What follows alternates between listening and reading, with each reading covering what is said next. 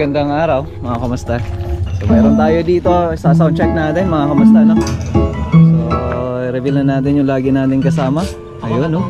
So Harbinger mga kamusta. So yung presyo nito mura lang naman.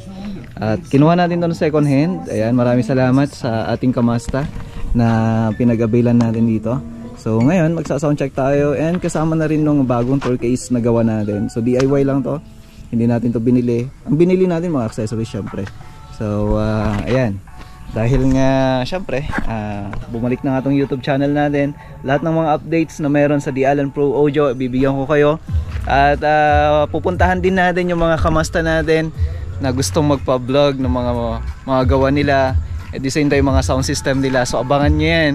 At meron tayong pupuntahan sa February. So may invitation tayo sa Capitol mismo. Yan sa Bayombong. So abangan nyo yan. At sa ngayon di ko muna babangkitin kung sino yon mga kamusta, no? So isa sa mga sikat na gumagawa or box maker dito sa Biskaya. Ayan, abangan nyo na lang. So ngayon magsa-sound check tayo mga kamusta gamit ang powered B1213. Tama ba? Nakalimutan ko na.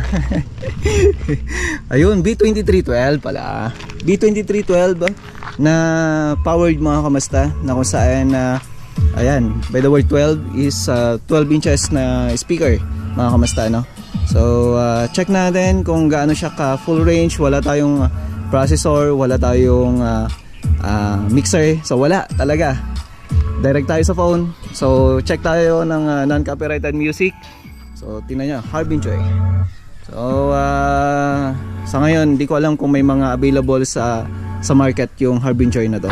So pagka sinesearch ko kasi sa ibang bansa pa siya lumalabas. So kalimitan sa US. Ngayon hindi ko alam kung ano yung originality nito, kung saan siya nanggaling mga kamusta, no? Pero kinuha ko kasi ito ng second hand, kaya check natin ngayon. Siyempre flex ko na rin yung gawa nating ayan, tour case. So paint lang siya, hindi siya laminated mga kamusta, no? Paint lang yan. And then siyempre mga accessories nakikita nyo na. Meron siyang twist lock, dalawa, big size. Tapos corner guard na big size din. Yung ball corner na ang ginamit ko na dito ay meron na siyang yung pandito hole, parang gano'n. So meron na rin tayong para dun sa may gulong niya mga kamusta, no? So dalawang lock, may isa lock audio mga kamusta, or yung vocal. So yan ang itra-try natin ngayon. Okay, non-copyrighted. So yun yung isa-search natin.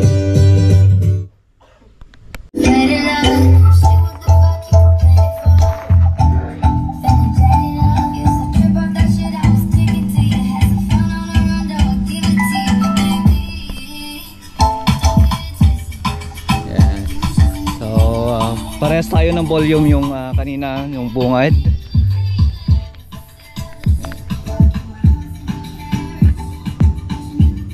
So eto, kaya pa niyang lakasan mga kamusta, na.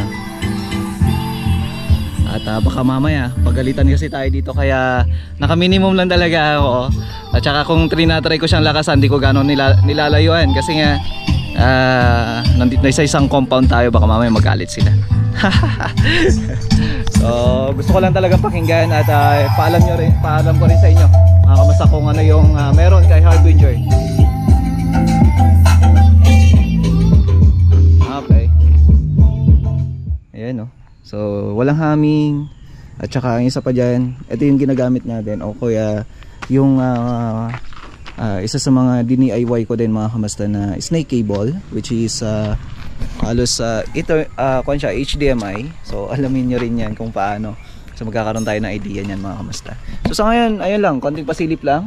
At ito gagamitin na natin sa mga events. Actually nagamit ko na rin siya, pero ngayon ko lang siya binigyan ng review, konting review lang, para dun sa may audio out lang naman. So sa mga ibang features niya din natin papalabas. At ayan mga kamusta, no? Maraming salamat muli sa inyong panonood.